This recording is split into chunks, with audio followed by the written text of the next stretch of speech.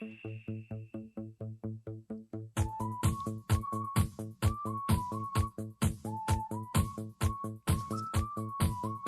good? We're live? Well, tell me when I should click it. What's over here? All right. Demitri Downing here with MITA Unshackled. Oh, double music today. We got it. No, it's all good. It's all good. Technical difficulties. We're back here with MITA Unshackled. Demitri Downing here with my co-hosts for today. Rita Valenzuela. Rita Valenzuela. I love how she says it. Rita Valenzuela. And we are pleased and honored to be interviewing one of the OGs of the OGs, like the commander-in-chief of the OGs, Chris Walsh from, I always say he's from MjBizCon, but really he's from planet Earth. And his existence is much more all-encompassing than his experience at MjBizCon, but most people know him from MjBizCon. So, Chris, we're pleased to have you here today. Thank you both. I appreciate it. There aren't many OGs left in the industry. Yes, and a lot have transitioned or moved on or sold their companies or, so it's changing times. You are like the historical mass. I mean, there's so much knowledge and information in your head about the American and international cannabis industry. You could probably be a professor. It's incredible. But you just recently left MjBizCon 2.5 weeks ago. Yeah, it's been almost 3 weeks, and it was almost 12 years in the industry, from the early days in 2011 when things were a lot different, and so it's been quite a journey. But everything comes to an end at some point, and looking forward to seeing what's next. So this is his exit interview, and where he's officially going to be describing what he liked and didn't like. No, I'm just kidding. How did it? Hey, I'm happy to do that. Why do you think it changed, and how? I just think that back in the day in 2011, the stereotype was huge. So I came from mainstream journalism as a reporter and editor at newspapers, covering serious business news. Right. And at that time, the cannabis industry wasn't taken seriously by anyone except some of the people in it. And so that's been one of the biggest changes. Right. It's gone mainstream itself. It's a sexy topic. Everyone wants to get in the industry. It makes headlines. It's taken seriously now. But when I first started, I didn't know how people were going to respond. When I was finishing up my MBA. I was again, mainstream journalist. And, when you come into something like cannabis, people were like, what are you doing? Kind of what happened to your life and what happened to your career? And what month and year was it that you started with MjBizDaily, right? Yeah. MjBizDaily. It was in May of 2011. And so no one really knew about the industry across the U.S. at that time. There were people that ran dispensaries in California and Colorado, Montana, right? There were people who had some brands and ancillary companies, but my goal was to learn about the entire U.S. industry, not just a local market. Everything was so segmented back then. It's still segmented on a state basis now, largely. Mm-hmm. But back then, people weren't thinking outside their neighborhood where they operated, right? There was no chains. You were just, lucky to have one store or edibles were in baggies. No, that you had little labels on that people would write on. That was the industry back then. You had like saran wrapped brownies. So were you the first person at MjBizDaily? Is that yeah? Was that the two co-founders hired me to help launch it, and so because it started just on content online, kind of as a trade publication for the industry. So the goal was to help people that were building this new industry do business, and no one was really serving these people. They didn't have any serious business information, any data, anyone paying attention to them and their needs. Like, how do you grow a business in cannabis? How do you tackle challenges? How do you find funding? Right. All the stuff that people want to know about in any industry, right? No one was paying attention to the people in cannabis. Yeah. They thought it was a joke, right? And MjBizCon, when was the first MjBizCon? Was that in 2011 as well? That was 2012. 2012. So what we realized is we started and we were kind of feeling our way along. So whenever you start a business, you enter it with one plan, and typically where you're at a couple years later is different, right? If you're good because you're reacting to the market, you're gaining new intelligence, and you're pivoting your business model, right? it's very rare when someone lays out exactly where they're going to go and it does it successfully. So what we learned is I was basically just writing about the industry, my thoughts on it, almost like a blog type thing. Because we were like, let's feel this out. Let me learn who the key players are. What are the big issues? And is what happened after a couple months was that I realized that the industry didn't have any news, anyone writing for it, right? Again, business news, case studies on companies. And so we kind of pivoted to like, hey, this needs serious journalism. People that are approaching it objectively, writing about the issues in the industry for the business owner, for the entrepreneur, for the investor. So it became more of a news focus than we initially intended, because there was a whole black hole. The Wall Street Journal wasn't covering it. Yeah. Even your local papers, even though there was industries cropping up, the newspapers and media sites weren't really covering it. Or they would put in pot puns in the headlines, right? And it was just a joke. They'd write about it every now and then. So we decided to cover it like the Wall Street Journal does business news, but for cannabis. Well, that's visionary of your team. But when did the MjBizCon? What month was the first MjBizCon in 2012? Yeah, that was after the elections in November. So we were right after the elections, and that was our kind of sweet spot hosting an event because so much happens in the elections, right? New states have been coming online, so we targeted that time period for that reason. There's a lot of buzz and interest in the elections, even in off years, right? And so we held the first one in 2012, and we were kind of late to the game in finding a space and all that, but we didn't know what to expect. It was November, right? It was November, yeah, after the November elections. And so we ended up in this old Masonic lodge in Denver that was converted to an event center, but it had like women's bathrooms on one floor and men's on the other, like you didn't mix, like anywhere close, it was a cool space, especially for cannabis. It had a lot of character. Yeah. Right. But the mainstream kind of convention centers or hotels didn't want any cannabis events there. Right. And we're like, no, we're serious. We're business. This is business, right? We're not coming in as a festival vibe, which is fine, but that's not what we were doing. So we held that and didn't know what to expect, but we had about 400 people from across the country, which was great. That first year, we were like, wow, people need to get together, right, in a serious business forum and talk about the industry. And we had an exhibit hall with about 30 booths, companies. Do you remember any of those companies? Yeah. We had, I think Apex Supercritical was there. Ancillary companies. I don't remember the exact exhibitors, but, the MJ Freeways of the world. Yeah. Where they were trying to market, right? And there hadn't been a trade show they could go to. Right. And be around people in the industry. So we've determined then that we were onto something, that the industry really needed it. But we approached it different than anything had been done in cannabis. We didn't reinvent the wheel, right? Trade shows have existed, and journalism and trade publications have existed for a long time, but no one was doing it for cannabis. Mm-hmm. And anyone who was doing an event in cannabis at that time that I saw, it was festival vibe, right? Or it would be a medical cannabis thing, and it would be consumers, and there would be bongs on the show floor. B2B. Yeah, and you'd have Be Real from Cypress Hill like playing in the some cavernous hall, which are fun, right? But again, we were just aiming to do something different, so nothing wrong with that. Yeah. But ours wasn't. I wore a suit and tie, and I was like, people are gonna mock me, and actually, a lot of people wore sports coats at least. Yeah. Because that was the impression we gave through MjBizDaily. Like, hey, this is serious, and you guys are in it. Right. And there's money involved, and there's, you're trying to build businesses and take care of patients at that time. There was no recreational. In 2012 was August 2012, when I started the industry, and I started looking around for who the serious business people in the industry. That's when I found you guys in 2013. Mm-hmm. And I showed up wearing my 3-piece suit for 2013. You rarely wear suits. 15. Now look at him. Yes. I wear my hat on backwards everywhere. I got a hoodie. Just like a frat boy. But I wear my 3-piece suits, but you come to understand the purpose and reasoning and reflect on the 3-piece suit a lot.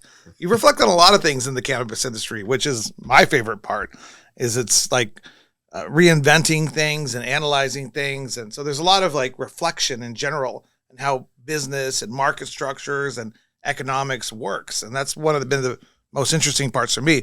But back to you. So 2013, you're doing MjBizDaily, but I'm trying to figure out, there was a relationship with MjBizDaily, and then eventually you became the CEO of MjBizCon. Let's walk through that. Like, how did How did that evolve?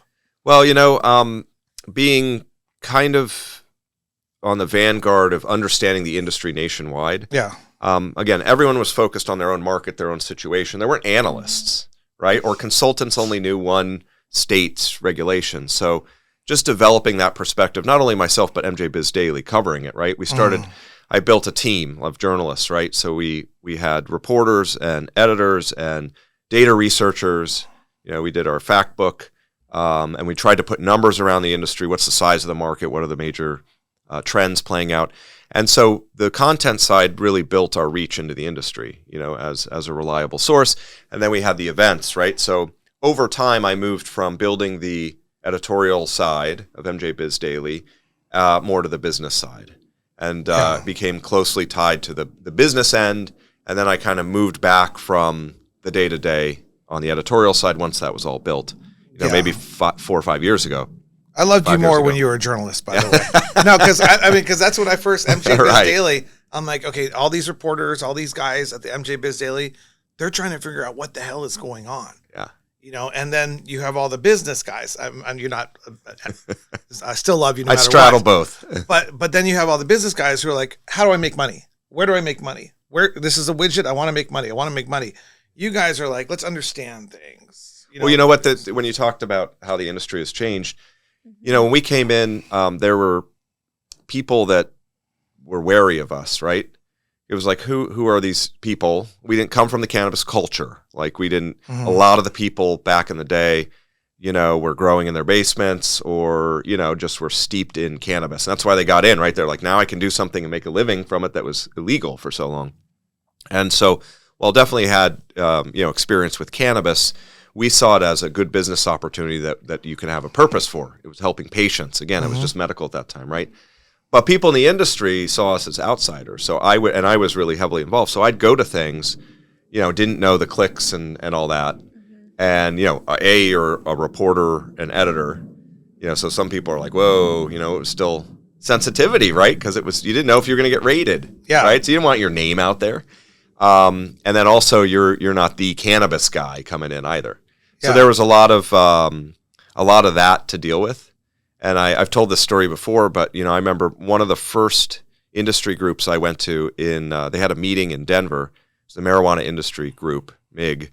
And they invited me to come, and I was learning the industry. And I went to the bathroom, and the guy next to me, at the urinal, he was part of it, and he's like, "You seem pretty cool, man," but he's like, "You're not an FBI agent, are you?" No, like that's what people were afraid of. Yeah, absolutely. And you kind of do have that FBI agent feel, but it's good that you're not doing the duties of an FBI agent. Yeah. You're like a pursuer of truth, creating the historical record, and that's what a good journalist does. And we don't need to talk about the media and journalism, how it's gone away from that. Right. But when I found you guys and MjBizDaily, and there's some other operations out there as well, that you guys had this, what's going on? How do we understand this ecosphere, which to me is greatly appreciated, and it still goes on. MjBizDaily is still the #1 publication out there, right? Yeah, absolutely. I mean, on the business side of the industry. I probably shouldn't talk about the other ones. Yeah. No, I'm fine. It doesn't. Yeah. No, but there's a bunch now, right? So we were the only ones doing it. Now there's probably a dozen, right? Whether it's magazines or online sites or whatever, and some of them are good now. A lot of them aren't, but you certainly built that reputation though. Like MjBizDaily is just everyone. It's like everyone's go-to. Well, bringing like professionalism and credibility is really what we set out to do. That was the underlying philosophy, right? So it's good to hear that, that's the reputation it still has. No, and I've known you since 2013, 2014. You've always like, okay, I'm objective. Right. I'm objective. Right. I have to remain I can't have any opinions. No, but the cannabis, now, though. You guys are the historical record for the cannabis industry. Probably there's a lot of business, there's a lot of journalists out there who just love cannabis so much who, can't see things objectively, but you guys were looking at things objectively. So that, in a sense, it helps people understand what's really happening. It helped people understand, it still does, what's really happening. So that's a wonderful, wonderful service that you guys provided. But eventually you left. You were the editor in chief for until when? Yeah, I was the founding editor, and then I think it was 17. I started moving more to the business side. So I kept overseeing that, but then it was like, on the business side of the company, more tied to the events, marketing, sales, tech. And then I became president and then president and CEO in 2020. How was that transition? Because as you know, it's hard to market cannabis. Yeah. And I guess because it's a business oriented thing, it's a little bit easier. Yeah, I mean, it was hard because, as I had an MBA, so I had the business side from an educational standpoint, but moving from kind of the journalism mentality to running the business was, it was a challenge. And it hit, I took over in January 1st of 2020. And I had a plan all mapped out for that year. We were going to do 7 or 8 events. Oh, yeah, pre-COVID. We were going back to Colombia. We were going back to Denmark. We were doing one in Canada. I was looking at Asia, maybe we'll do one in 2021. And literally 3.5 months later, we shut down the office. Everyone went home, and our revenue dropped to almost zero. Oh, my God. Because of COVID. That's right. Yeah. So we had MjBizDaily and our revenue coming from that, but the bulk of our revenue of MjBiz, their revenue was from events. And then so not only did we have to start canceling events, right? But then we had no clarity on when we could ever do one again. So we were hit as hard as airlines, as hotels, as restaurants. And cannabis, as you know, was doing well, right? Yeah. So MjBizDaily is reporting on how cannabis is doing better and better, while MjBizCon. Internally, you're like, what the hell are we going to do? Yeah. And luckily, when you look at for business lessons, luckily, Anna Cassandra, who founded the company, had been very conservative fiscally, so never took an outside dollar, and then also had a war chest, right, that we were going to use for acquisitions and investments. That turned into keeping staff employed to work through the unknown. So you look, the parallel now is the industry now is in a very bad spot in general, but a lot of companies aren't prepared for anything like this. They don't have the war chest. They don't have the buffer, right, to get through these periods.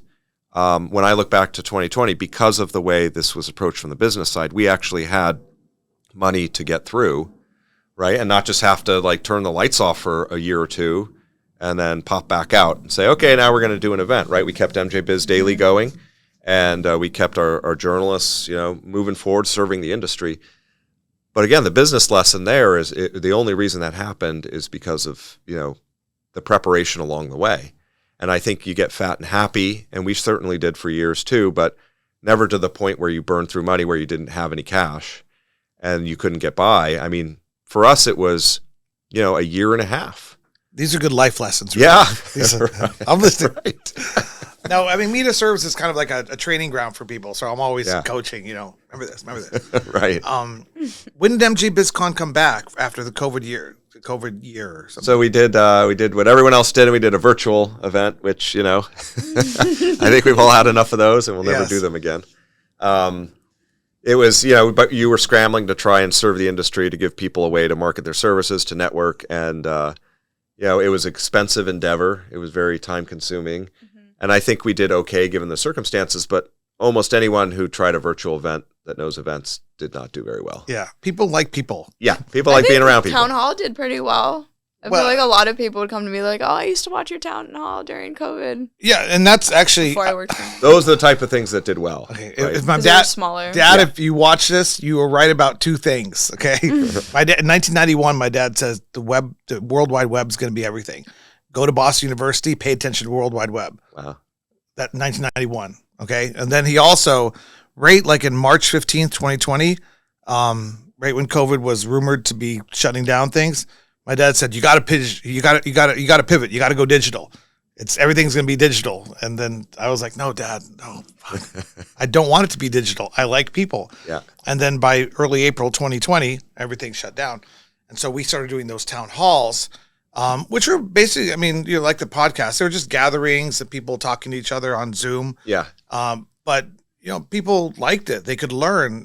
We had the entire Arizona and national cannabis people, 9 of them there, talking to each other, interacting with different themes, and 150 to 400 people watching and learning. And so it wasn't, in a way, it was more effective, but it was less personal. It's hard to learn online, at least for me. My last 1.5 years of college were spent through Zoom. Yeah. So it really was unfortunate for me. Like, I imagine having to look. I felt like I was in that one show, The Brady Bunch or something. It's an alternative reality, but it's not you know reality. The Brady Bunch? Yeah. I've heard about this before. She knows the 80s. Yeah, Wow. I know back into like the 40s. Like, I listened. The 40s. The 40s. Yeah, I listen to music from the 40s. Yeah. Wow. No, we have some really intelligent people working at MITA. Old soul. She's an old soul. Trapped in a 23-year-old's body. But so yeah, totally distracted me with that. So we're back to MjBizCon. What was the first month that came back? Year and month? That in person. So we did virtual, and then we came back in 2021. 2021. But so it was basically almost 2 years where we weren't able to host a live event. And so to your point, like, you could do online events, and certain things worked, right? Smaller, more intimate, or maybe focus specifically on one topic, right? But a trade show online, just doesn't work very well. And so, and think about even in your college classes or even your town hall, like maybe there were 400 people there, but you've been on these things, right? Maybe you're paying attention 30% of the time, maybe 80%, but maybe you're going, oh, my dog's barking. And, who knows the engagement on these things in general, right? So for us, basically we had seen, MjBiz had seen a over 90% decline in revenue with no idea of when it would come back. So it wasn't just a recession. It wasn't a market correction. It was like, well, what the hell do we do when it evaporates? And it could be years. Yeah. So it was, and I had just become CEO, right? So you're trying to learn that on the job, right? And I had been prepped and moving in that direction. And then you're hit with like probably the worst situation you can imagine for the business model we had. Mm-hmm. So it was very, it was very difficult. So I sympathize with where a lot of people are in cannabis right now, because I went through it when the industry was booming, in 2020, 2021. Yeah. And the thing you have to realize, though, is there's always something, right? No one has an easy ride their entire career or your entire life of your business. There's always going to be a seismic, negative development or trend or something you've just got to get through. Yeah. And, I just keep thinking about the experience that you had, the knowledge that you have, and how valuable it is. I mean, you sat in the editorial rooms of MjBizDaily for 10 years with all these reporters, all these editors, gathering information from around the country, around the world. You sat in the, it's not called the editorial room, I guess it's the conference room for the MjBizCon, with all the people trying to figure out where things are going and how things are happening for like a decade. I mean, that's a tremendous amount of knowledge and experience. I mean, and you just highly valued. Recently left MjBizCon. What's Chris doing? I mean, you must be taking a nice little vacation. Yeah, it's not as stress-free as I thought. So basically, I wanted to take a couple months off at least. Right, and just kind of disconnect. I picked up golf during COVID. I'm like, I'm terrible. Maybe I'll try and get better at that. Travel some more, spend more time with my daughter, all the kind of the usual things, when people step down. Yeah. But, it's only been a couple weeks, but it's been busy. It's been really busy. A lot of people reached out after, and you're keeping your connections and you're exploring what you want to do. So I had about 7 video and phone meetings one day last week in a row. It felt like I was working, right? That week. So, I need to step back and disconnect. But it's hard because you want to keep driving and going. Yeah, and you don't want to. Usually are. They're like some of the hardest workers I've seen. And to go from a journalist with that work ethic to doing a business, and then now you obviously have this experience and knowledge. Yeah, I can't imagine what you're gonna do. It'd be weird just sitting around, right? Yeah. Not to put any more pressure on you, but you have a valuable mind, and you have a valuable perspective and valuable ability to analyze things. So you have a duty. Yeah, you have a duty to use it. No, you know what? That's a really good point. And actually, I hadn't thought of it that way. But here's the thing: is that if I stay in the cannabis industry, there's not enough people who don't have an objective, that are guiding government officials, that are guiding businesses. Like, everyone has a play, right? So when you talk about all these regulations, and now you got Maryland, they're crafting rec rules, right? And all the people giving advice and input have a vested interest in how it turns out. An agenda. an agenda. They're gonna, even the small mom and pops want a certain thing. The MSOs want a certain thing. The investor wants, and that's fine. Like obviously they want rules crafted that benefit them, but there's very few people who are guiding the industry, guiding legislatures, and guiding businesses who don't have that play. So now I'm in a position where if I stay in the industry, I can do that, right? And not have guidance or input from all my experience that's biased, right? Mm-hmm. Right. You look at both sides. So you use that journalism approach and then just go, and whether it's consulting or just talking, going to meetings, being on boards, it's like just telling it like it is. Here are the drawbacks, the benefits, here's what's worked, but not saying, oh, it has to be this way, or you should understand what the picture is, whatever way you go, right? And so that's where, to your point just now about how can you use the knowledge for good, right? For the industry, I think that could be the best way. Joe Biden, if you're connected to this podcast somehow, American cannabis czar, maybe, overseer of all development cannabis industry. Like it. But that would work. And you immediately brought in, there are a lot of people that are lobbying and pushing for agendas. And I was one of them, but I had to grow out of that. We don't need to get into my story. I came in looking at this industry as a curious thing and a way to make money. But I realized that there was much more to this industry and there was much more to life. But it took that experience for me to get there. And those are other themes that for another podcast, a podcast about me. There you go. So right now you're just 2.5 weeks. Any epiphanies during the 2.5 weeks that like? Just the one I mentioned now, actually. Like if I'm going to stay in it, it might have to be that kind of route because that's what the industry needs. That would make me feel good about what I'm doing. Okay. Putting any vested interest aside and helping the industry truly grow. But no other epiphanies yet. It's been a wild ride. And honestly, I'm looking at everything. This is a weird place to be in because I've always had a path, right? Mm-hmm. You're always building to something. I knew where I was going. You know what the next step looked like or the next company. And now it's, and this is, I like it, right? But it's also a little stressful.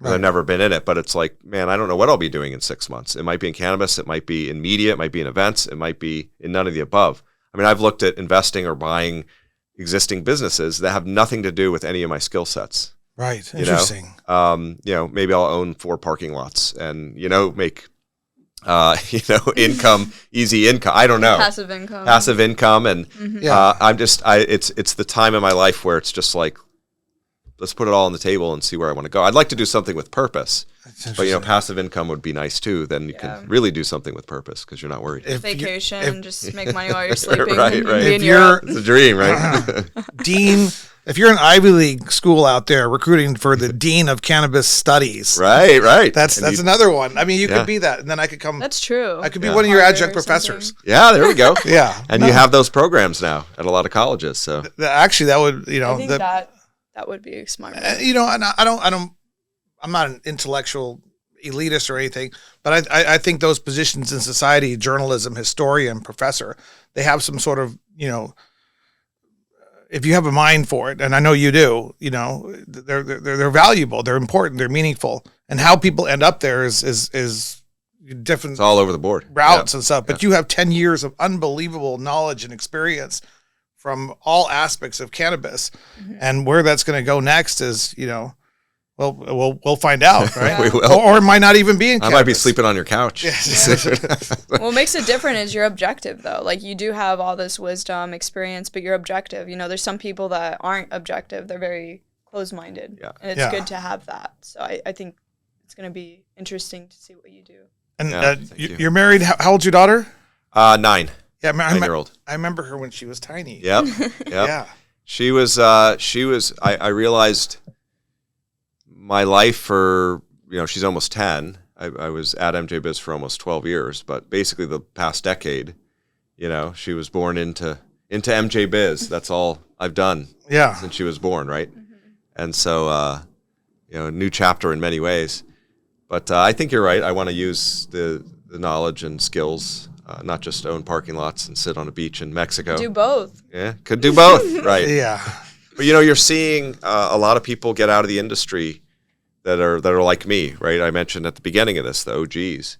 I mean, I go down the list of the big names in 2011 and 12 that I first met, and they were like, oh, the Steve D'Angelos, right? You know, a lot of them have moved on from whatever company they were with. Some, you know, I think ArcView and Troy Dayton, you know, had a great relationship with him, and you know, he's the last I heard, he's I think a life coach, and it has nothing to do with cannabis anymore. Yeah. And so, you know, you look at the landscape back then and where it is now, a lot of different people involved, and you know, I think the industry tires you out. It does. So sometimes people just leave it. It's intellectually exhausting too. If you really try to understand things, and we're going to go through federal legalization, that's going to be, I think I will wait until federal legalization, and just like a year after federal legalization, I'll head somewhere else. Yeah. Because that's just going to be such a fascinating transition. Yeah. And discussions about market structures and rights that usually don't occur will be occurring during that time. And I like being part of those discussions. You know what I'm saying? I mean, learning it, observing it, understanding it, sharing with others is one thing. I think I kind of want to speak up a little bit more, but we'll see. Sometimes it comes down to funding. You gotta be careful. Yeah, I gotta be careful. Well, I would say too, you know, it's a fascinating case study, this industry. Yeah. So as much as like people get tired of it, like it's fascinating. It's so different, and you know, if you have a business mindset, it's like, you know, the way it's evolving, the regulations, state by state basis, will there be commerce across the country, the international, like there's a lot you can learn and have fun with on the business side. So that would be hard to leave too. You don't just, do you want to go to like, right, weekend company or say, you know, like I can see like, you know, let's put the federal government, a major university, Walmart calling you saying, advise us, you know, that's like the level that I see you at next. But you know, when you decide who you're going to share your wisdom and knowledge with, experience, will you come back and let us know first? Absolutely. Yeah. And today, you've been a good friend. You were a great partner with MjBiz along the way. And you know, I appreciate everything you've done for me and for the company. And yeah, love to come back. I enjoy astute, objective, interested minds. And so that's one of the reasons why I've always appreciated you, you know, so thank you for being a friend. And, of course, good luck to you. And have fun at the Open today. I can't wait. We'll see what kind of shape I'm in later this afternoon. It's a good time. Pass out by 7 p.m. Well, we look forward to seeing you soon. Absolutely. Yeah. Thanks for having me on. Thank you. This is, you want to say goodbye? I mean, this has been, usually Destiny says, this has been another episode of MITA Unshackled. This has been another episode of MITA Unshackled.